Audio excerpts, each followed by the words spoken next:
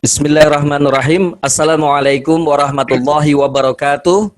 Waalaikumsalam Warahmatullahi wabarakatuh. Salam sejahtera bagi kita sekalian. Ben. Apa kabar Bapak-bapak, Ibu-ibu? Sehat dahsyat luar biasa. Semangat pagi. Semangat pagi. Oke. Ya, kami ucapkan selamat datang kepada seluruh Bapak-bapak, Ibu-ibu yang sudah tergabung dalam acara Zoom meeting malam hari ini. Bersyukur sekali kita pada malam hari ini dapat bertemu kembali dan kita semuanya mudah-mudahan dalam keadaan sehat walafiat. Amin, amin ya rabbal alamin.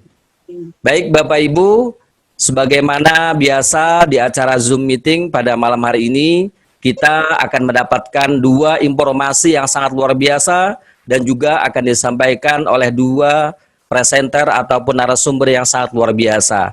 Dan untuk yang pertama kali, informasi yang akan kita dapatkan adalah informasi tentang kesehatan, yang mana informasi ini akan disampaikan oleh Bapak Dr. Iskandar Junaidi. Selamat malam Pak Dokter.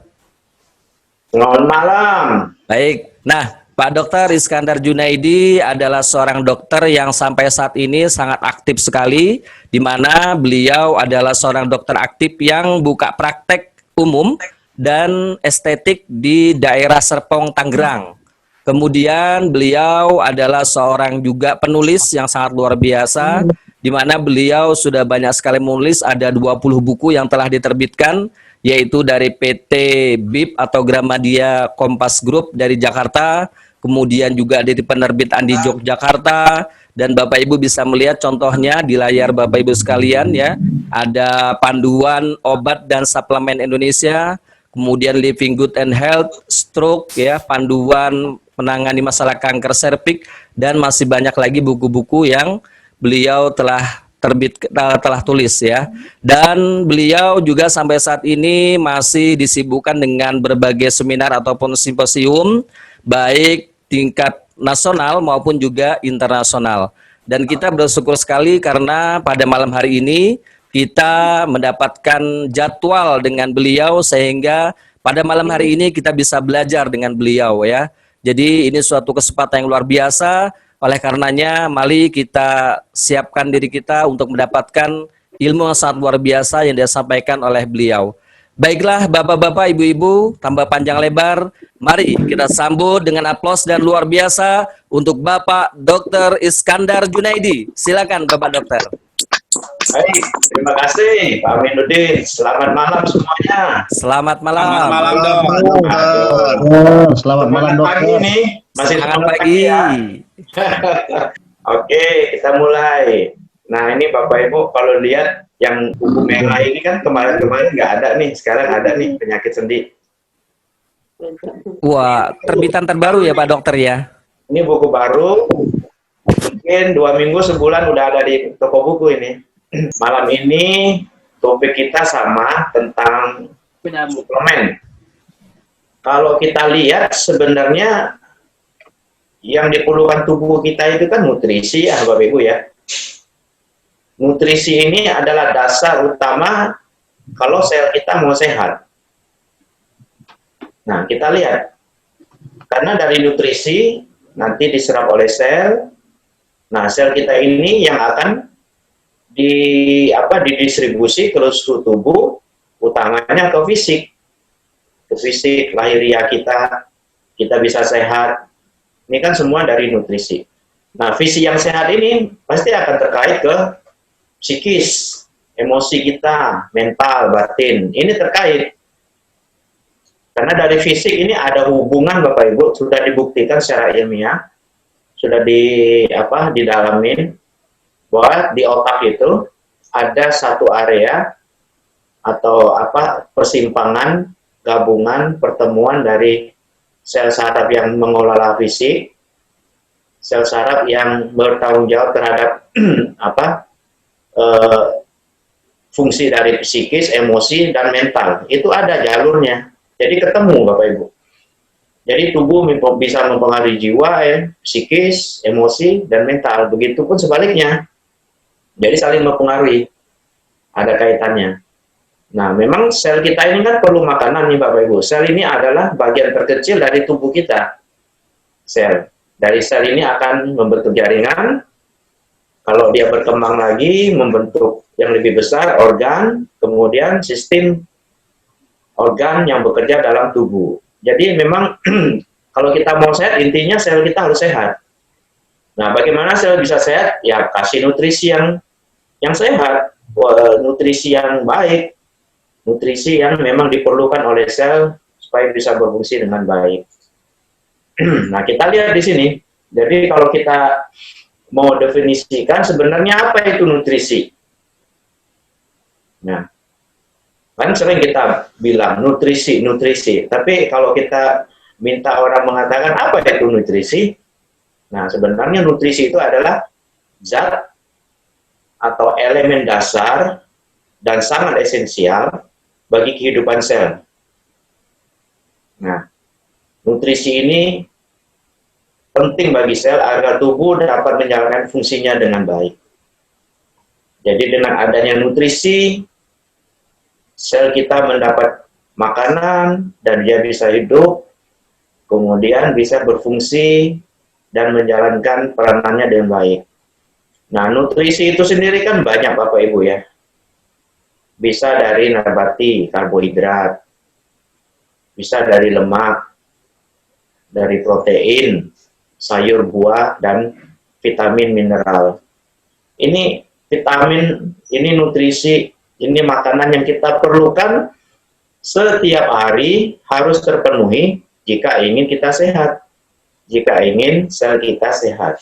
Nah, bayangkan nih Bapak Ibu, banyak begini makanan, dan ini harus terpenuhi loh Bapak Ibu setiap hari, tidak boleh terputus, harus berkesinambungan. Nah, kita lihat, jadi memang fungsi dan peranan nutrisi itu yang menjalankan metabolisme dasar tubuh, kita bisa bernapas, jantung bisa berdetak, saluran pencernaan bisa berkontraksi tanpa perintah, gitu ya. Ini kan karena ada nutrisi. Karena ada nutrisi yang menjalankan metabolisme dasar tubuh. Nutrisi juga diperlukan untuk pembentukan enzim dan hormon, ya, sehingga seseorang bisa dikatakan makhluk hidup yang normal itu jika enzim dan hormon berfungsi dengan baik. Dan kita bisa sehat tanpa sakit, bisa hidup sampai sekarang misalnya, karena memang sistem kekebalan tubuh kita terus dibangun, ya, dibangun dengan bantuan nutrisi ini. Nah, kemudian peranan nutrisi yang tidak kalah penting itu adalah untuk regenerasi sel. Karena kita tahu, di dalam kita beraktivitas ya Bapak Ibu sehari-hari, itu per hari bermiliar-miliar sel itu bereplikasi. Ada yang mati, ada yang rusak, dan itu harus diganti. Harus diganti. Nah, regenerasi sel inilah yang menjalankan fungsinya, mengganti sesuatu yang rusak itu dengan yang baik.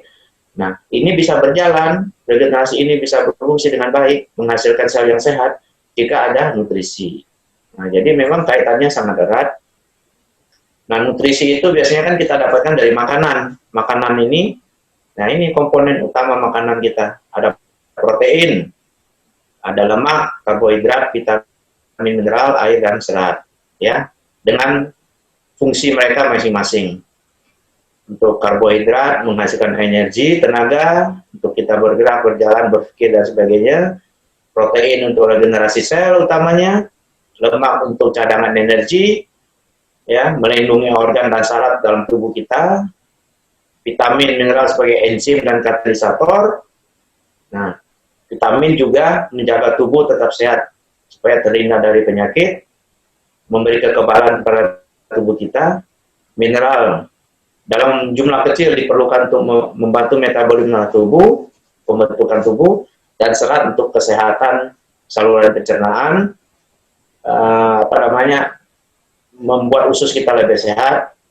Kolesterol, gula itu bisa dikurangi dengan adanya serat penyerapannya. Nah, jadi memang makanan kita ini dengan 7 komponen ini harus ada tiap hari, kemudian ditambah air. Nah, maka baru kita bisa mendapati hidup yang sehat. Ya, tentu imun kita harus kuat, karena kalau tidak, walaupun kita mendapatkan semua nutrisi ini, Kalau imun kita lemah ya tetap saja kita bisa sakit ya, infeksi atau yang lainnya. Nah, apalagi sekarang dengan COVID ini virus sangat ganas ya, cepat sekali seseorang tertular. Nah, jadi makanan sehari-hari kita ini memang harus dijaga Bapak Ibu. Karena sumber sehat kita ini memang dari makanan ini. Nah, kita lihat sekarang. Tapi masalah kan sekarang Bapak Ibu, masalahnya apapun yang kita makan ini sekarang ini hampir dapat dipastikan itu tidak dapat memenuhi kebutuhan nutrisi sel kita. Karena nutrisi yang kita dapat dari makanan ini seringkali tidak bisa kita andalkan.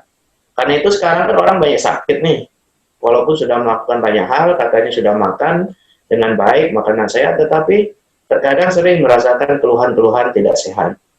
Nah, itu karena apa? Nutrisinya tidak terpenuhi. Ya. Banyak hal yang bisa mempengaruhinya.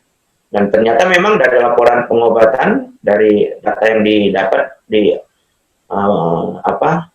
dunia kedokteran itu, 70% dari penyakit itu rupanya berkaitan erat dengan nutrisi, Bapak Ibu. Kalau nutrisi kita salah, tidak seimbang, itu penyebab orang sakit, 70% dikatakan sini. Jadi memang besar sekali ya, belum yang lain-lain. Ini hanya nutrisi aja sudah begini kontribusinya. Nah, kita lihat kenapa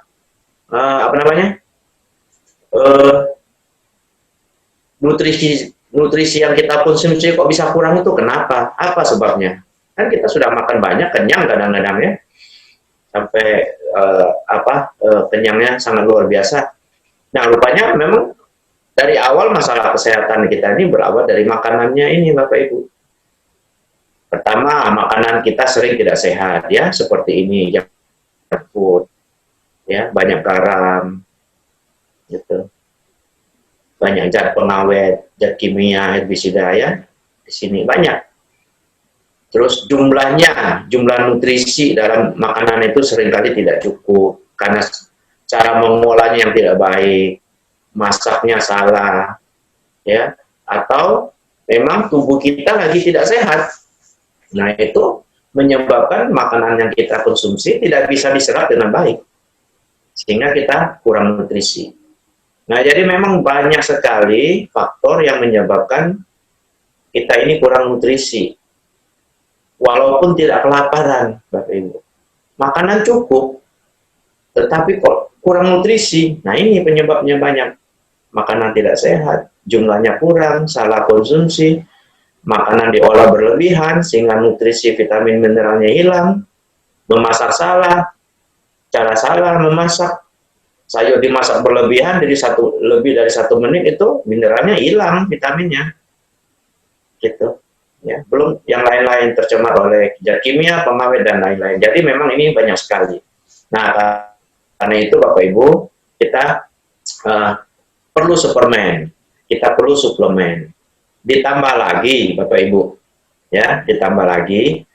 Jadi selain kita perlu suplemen untuk memenuhi kebutuhan nutrisi, karena memang kita perlu suplemen ini diakibatkan karena obat-obat medis yang kita kenal, yang kita sering konsumsi ketika mengalami gejala penyakit atau sedang sakit, itu umumnya memang ya terbatas penggunaannya. Terbatas. Nah, kita lihat obat-obat medis, obat dokter, resep itu ya, obat kimia, itu biasanya satu obat itu hanya untuk satu penyakit atau satu gejala. Jarang itu yang bisa banyak ya, Bapak Ibu, seperti suplemen itu yang bisa untuk semua, karena memang kan dia dasarnya makanan kalau suplemen. Jadi bisa untuk semua. Nah, kalau obat kimia itu kan tidak bisa. Dia diciptakan satu obat untuk satu gejala. Nah, kalau mengatasi banyak gejala, ya banyak obat yang diminum. Obat nyeri, obat batuk, misalnya. Gejala pusing, gejala gatel, gejala susah buang air besar. Nah, itu masing-masing satu obat itu. Jadi bayangkan kalau kita makan obat, Bapak Ibu ya, apalagi mereka yang terkena menderita penyakit kronis, itu obatnya bisa 3-5 macam atau lebih. Ya. Nah, obat sekalipun kita konsumsi memang terbatas, dia hanya mengatasi gejala penyakit. bukan menyembuhkan. Nah ini yang parah Bapak Ibu ya, obat medis itu. Hanya gejala yang diatasi, bukan menyembuhkan. 90% penyakit peranan obat ya seperti ini, hanya mengatasi gejala, tidak menyembuhkan. Ya. Yang 10% itu yang bisa diatasi obat, yang sembuh itu misalnya infeksi. Infeksi bakteri, virus, parasit, jamur.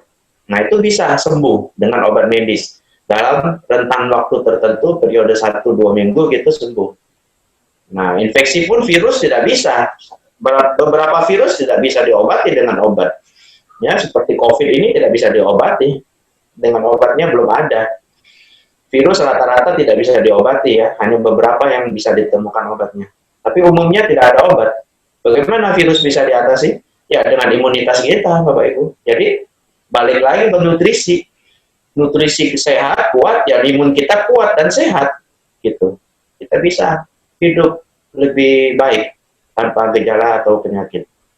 Nah, kemudian kenapa kita perlu suplemen? Karena memang obat ini, obat medis ini, itu aturan penggunaannya kan ketat Bapak Ibu ya, karena dia unsur kimia, ini harus dipatuhi penggunaannya. Di dalam box obat itu biasanya ada insert ya, ada leaflet yang memberikan penjelasan cara penggunaan obatnya.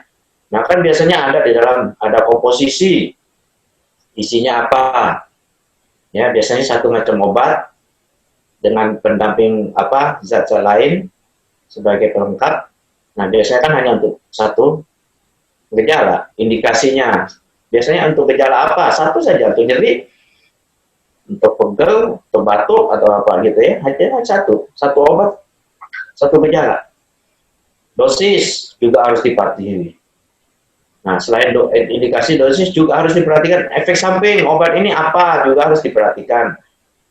Kemudian perhatian terhadap obat ini, karena bisa saja dengan kombinasi dengan obat tertentu, zat tertentu, dia bisa saling menguatkan, meniadakan, atau malah tidak berfungsi obatnya gitu. Jadi harus diperhatikan.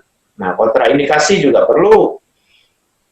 Dilarang diberikan, itu namanya kontraindikasi atau alergi. Jadi memang aturan penggunaan obat medis ini banyak Bapak Ibu. Makanya mendapatkannya juga tidak gampang kan ya, harus ke dokter dan ke apotek. Harus dengan resep. Karena memang bahaya yang bisa ditimbulkan itu banyak jika kita tidak pahami dengan benar. Nah ya, yang kita pernah temukan itu Bapak Ibu, contoh obat yang sudah ditarik ya, yang dulu sangat banyak digunakan di masyarakat sebelumnya. Misalnya contoh thalidomid Bapak Ibu. Thalidomid ini obat mual dan muntah. Nah ini banyak digunakan, dikonsumsi oleh ibu-ibu hamil pada waktu lalu, 10 tahunan lalu itu dikonsumsi oleh ibu-ibu hamil.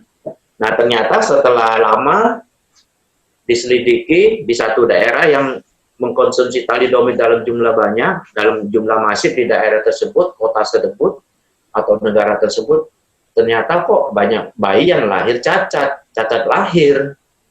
Nah setelah diselidiki, rupanya penyebab cacat itu dari obat thalidomid ini Bapak Ibu. Nah itu diketahui setelah 30 tahun, 40 tahun kemudian. Bayangkan sudah begitu banyak orang yang cacat karena thalidomid. Nah ini kelemahan obat medis yang sudah kita ketahui sekarang, efek samping yang ditulis di lembaran atau insert obat yang kita beli, atau yang kemudian baru diketahui. Nah, juga ranitidin, ini kan obat MA, obat ulkus lambung, ulkus ulcer, tukak lambung. Ini juga obat laris Bapak Ibu, sering dipakai. Yang baik pakai yang diminum ataupun yang disuntik, diinfus. Ini kan obat tukak lambung. Sekarang sudah mulai ditarik karena rupanya bisa menyebabkan kanker lambung, atau gangguan yang lain terkait kesehatan. Sudah mulai ditarik nih. Nah, kemudian dulu juga pernah diketahui antibiotik tetrasiklin. Tetrasiklin ini antibiotik pertama awal-awal dari yang kita kenal, itu penyebab kuning, coklat, dan hitam. pada bayi, wanita hamil, atau anak-anak. Jadi itu banyak yang bisa kita harus patuhi dengan penggunaan obat. Ya, itu Bapak ya. Jadi karena itulah dengan nutrisi yang kita dapat seringkali tidak lengkap, obat-obat medis yang kita pakai untuk mengatasi penyakit atau gejala penyakit untuk kita sehat juga terbatas dan serba kekurangan, maka kita memang perlu suplemen. Nah, apalagi mereka dengan kondisi di bawah ini, maka suplemen itu wajib Bapak Ibu. Bukan lagi boleh atau tidak. Mereka yang ada gangguan pencernaan, peminum alkohol, ya, biasanya ini kurang nutrisi. Mereka yang merokok juga biasanya malas makan, ini kurang nutrisi juga. Terus makanannya kurang baik atau tidak sehat. Mereka yang di dalam masa pertumbuhan, nah ini kan harus dipenuhi nutrisinya, vitamin, mineral, dan lain-lain. Supaya pertumbuhannya tidak terganggu Bapak Ibu. Karena makanan kita sekarang sudah terbatas kualitasnya. Wanita hamil juga perlu suplemen, bahkan obat kimia pun diberikan ke ibu hamilnya seperti asam folat, besi, kalsium. Nah, langkah baiknya jika suplemen, bahan-bahan alami yang mengandung asam folat, besi, kalsium diberikan ibu hamil. Kepada ibu hamil kan lebih baik daripada obat kimia. Pemakai pil KB juga perlu, karena bisa mengurangi vitamin, mineral yang kita butuhkan. Mereka yang terlalu diet ketat, ingin kurus sekali, itu nah biasanya kurang gizi itu Bapak Ibu. Perlu suplemen itu. Jadi supaya nutrisinya terpenuhi, dan yang diperlukan terpenuhi, tapi dia tidak terlalu kurus ya. Dia bisa kurus tapi tetap nutrisi terpenuhi. Lansia yang sudah malas makan, metabolisme sudah tidak efisien, ya ini perlu tambahan suplemen atau nutrisi. Olahragawan untuk prestasi, ya kita tahu perlu, ini sangat perlu dengan nutrisi.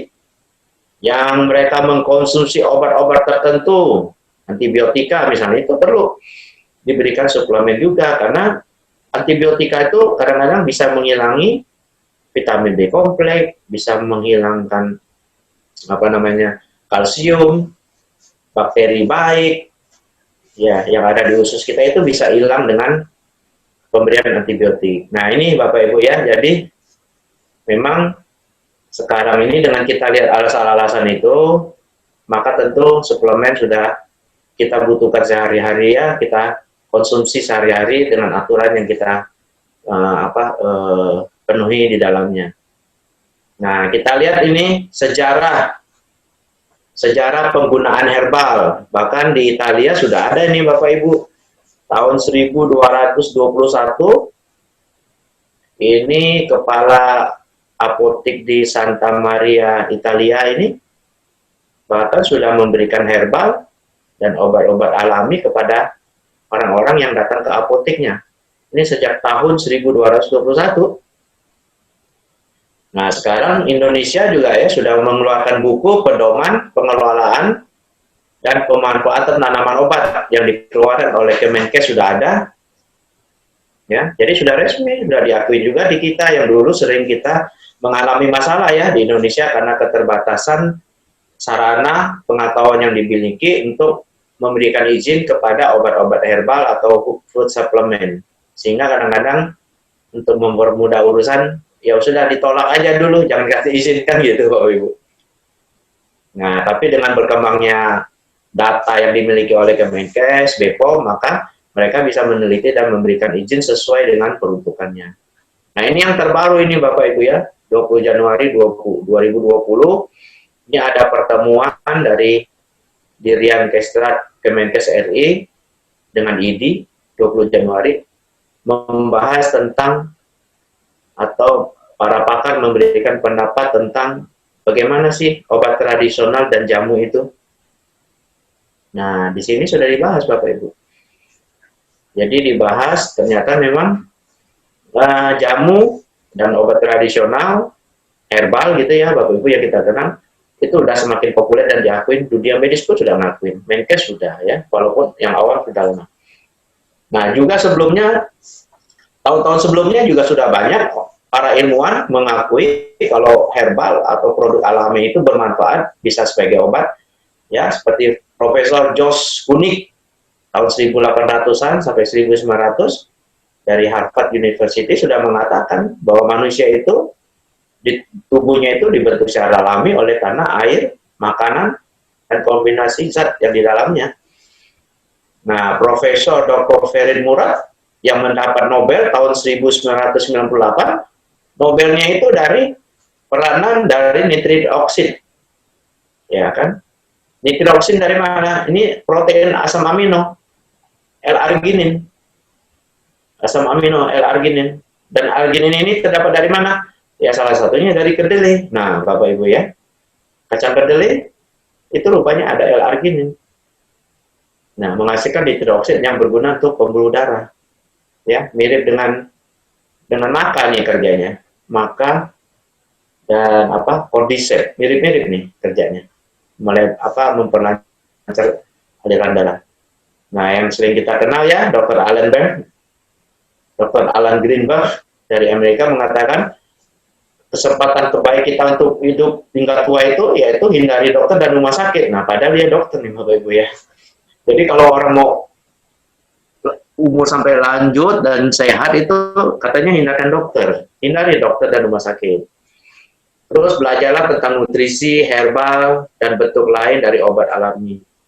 Nah, dia katakan juga nih, jadi Anda itu beruntung jika datang ke dokter berobat atau konsultasi kesehatan, mendapatkan dokter yang memahami atau dokter yang memang mendalami tentang obat-obat herbal alami, yaitu dokter naturopati. Beruntung itu Anda kalau dapat begitu. Karena dokter itu akan berusaha mengobati Anda dengan bahan alami yang sudah dia pelajari dan terbukti itu memang ada manfaatnya. Dan itu akan disarankan kepada pasiennya untuk dipakai saat berobat. Jadi sudah dilihat dan dipelajari, berikan obat alami yang memang bermanfaat, memiliki efek kesehatan. Nah, jika perlu baru dikombinasi dengan obat kimia. Nah, beruntunglah Anda jika dapat dokter yang seperti itu ya. Tidak hanya melulu langsung medis gitu kan, obat kimia, tapi berupaya memberikan dengan cara pengobatan alami. Nah, beruntung Anda kalau dapat dokter seperti itu. Ya, tapi belum banyak ya, Bapak Ibu ya, terbatas dokter seperti itu. Nah, maka itu sekarang kita yang berkecimpung di dunia kesehatan ya, nah ini ada produk Maximax. Jadi kita sudah harus lebih berani ya menyarankan penggunaan produk suplemen ini. Baik mereka yang untuk menjaga kesehatan atau mereka yang ingin sehat mengatasi penyakit atau gejala penyakit, ini boleh nih kita sarankan ya, termasuk ke orang-orang medis dengan penjelasan yang kita miliki sehingga bisa dipahami secara medis. Ya sebenarnya tidak jadi masalah produk-produk herbal ini ya. Nah, Maximax kita lihat di sini ada 3 produk ya, ada Maxiboost, ada Maxibule, dan ada Maxlim. Nah, ini 3 produk, kombinasi 3 produk yang cukup lengkap nih ya Bapak Ibu sebenarnya, karena mereka mengcover area-area besar, area-area utama bagi penjaga kesehatan. Ya, kita lihat Maxibule untuk kulit ya, untuk kesehatan kulit supaya lebih sehat, cantik, cerah, dan kencang, dan antioksidan. Ya, ada antioksidan. Antioksidan ini kan berfungsi banyak untuk memberikan kesehatan sel yang lebih sehat, terhindar dari radikal bebas, dan kerusakan yang ditimbulkan oleh radikal bebas. Nah, itu antioksidan. Jadi, bekerja dari dasar ini, Maxibule. Antioksidannya ini luar biasa, bisa dipakai untuk banyak hal, untuk penyakit. Karena kita tahu bahwa stres dan radikal bebas itu 90% penyakit yang kita kenali ada itu peranan mereka, radikal bebas dan stres. Nah, maka dengan adanya Maxibule, banyak antioksidan sini seperti glutathione, red beet, sakura, vitamin C, astaxanthin ini kan rata-rata antioksidan nih. Ya. Ada kolagen ya memang untuk kulit, dan kulit juga perlu sehat dengan antioksidan gitu. Nah, jadi ini luar biasa nih, bisa kita pakai untuk banyak hal. Nah, kemudian ada Mixlim untuk slimming, untuk detox usus, untuk detox darah, juga baik untuk kita berikan. Karena mereka yang gemuk kan kadang-kadang itu susah untuk mengatasi gemuknya, obesitasnya, jika tidak dibantu dengan obat. Kalau obat kan terbatas penggunaannya. Nah, berikanlah produk suplemen seperti Mixlim ini yang bisa dikonsumsi setiap hari, baik untuk mereka yang gemuk, obes, maupun mereka yang ideal, tetapi untuk tetap sehat, khususnya untuk detox, untuk menjaga kesehatan usus, saluran pencernaan, ya tetap bisa dikonsumsi. Nah ini, ya dengan kombinasi ada gasinia kemudian yang bisa menekan nafsu makan, membantu pembakaran lemak, ya ini bisa membantu orang menjadi memiliki tubuh ideal. L-carnitin juga berfungsi dalam pembakaran lemak. Ya, serat menghalangi penyerapan kolesterol, gula, dan lain-lain zat yang berlebihan dalam usus. Dalam usus, ya kan, bisa membantu BAB juga lebih lancar. Ya, jadi Mixlim selain bisa membentuk kita slimming, juga berfungsi detox usus dan detox darah, dan sumber zat-zat tertentu yang kita butuhkan untuk menjaga kesehatan. Di sini ada ya, umumnya serat seperti ini. Ya, yang selalu kita butuhkan supaya bisa lancar buang air besarnya, ya, dan juga prebiotik yang berfungsi sebagai makanan probiotik, bakteri yang memecah makanan sehingga bisa hancur dan bisa dibuang melalui pembuangan. Kemudian Mexibus yang tadi kita bahas, Bapak Ibu, Mexibus utamanya untuk melancarkan aliran darah fungsinya dan memberikan. Karena aliran darah lancar, maka stamina fisik kita biasanya juga lebih kuat, lebih segar, lebih bertenaga. Nah, kalau aliran darah lancar kan banyak fungsi, Bapak Ibu ya. Jika kalau aliran darah kita lancar, maka apapun yang jadi halangan penghantaran nutrisi, sumbatan aliran darah yang membuat organ tidak sehat, kurang oksigen dan nutrisi itu kan bisa diatasi perlahan-lahan.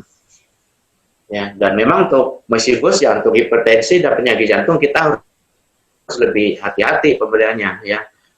Dan juga mereka yang mempunyai penyakit kronis ya, kita sarankan dosis rendah saja dulu Bapak Ibu untuk mereka yang punya kendala kesehatan. Ya, khususnya untuk jantung dan hipertensi. Mungkin kita berikan Mexibus ini ya seperempat atau setengah saset ya untuk 3 hari sampai seminggu gitu. Nah, ketika sudah adaptasi, sudah bisa menerima, sudah bisa terbiasa, bertahap dosis dinaikkan. Ya, juga untuk penyakit kronis. Nah, di luar itu berikan Mexibus sesuai anjuran, 1 hari saset 2 kali, atau ada yang 3 kali juga kalau sudah terbiasa tidak masalah. Ya, disesuaikan dengan kebutuhan bisa. Nah, ini Bapak Ibu. Jadi memang kita sekarang tidak usah ragu-ragu dan malu lagi mengatakan bahwa memang sekarang orang perlu suplemen, Bapak Ibu. Kalau mau sehat sekarang perlu suplemen. Ya, kalau alergi dengan suplemen tidak mau ya tunggu saja tanggal mainnya ya, tinggal tunggu tanggal mainnya, dia tidak sehat atau kena penyakit. Nah, jadi Bapak Ibu sayangin hidup kita dan keluarga. Terapkan gaya hidup sehat dan pola makan sehat, ya Bapak Ibu. Kita sudah sering pelajaran nih gaya hidup sehat, pola makan sehat, lalu tambahkan suplemen, karena makanan kita saja tidak cukup kan tadi, nutrisi kita tidak cukup dari makanan, tambahkan suplemen, ya, sehingga kesehatan kita bisa terjaga. Nah, karena itu mari kita sadar dan peduli produk alami, natural, maka suplemen herbal perlu kita galakkan, perlu kita konsumsi, untuk membantu tubuh kita lebih sehat, gitu Bapak Ibu. Jadi demikian dari saya. Terima kasih atas waktu dan perhatiannya. Semoga semua ini bermanfaat. Selamat malam semua. Selamat malam. Terima kasih Bapak Dr. Iskandar Junaidi. Beri aplaus luar biasa untuk Pak Dok.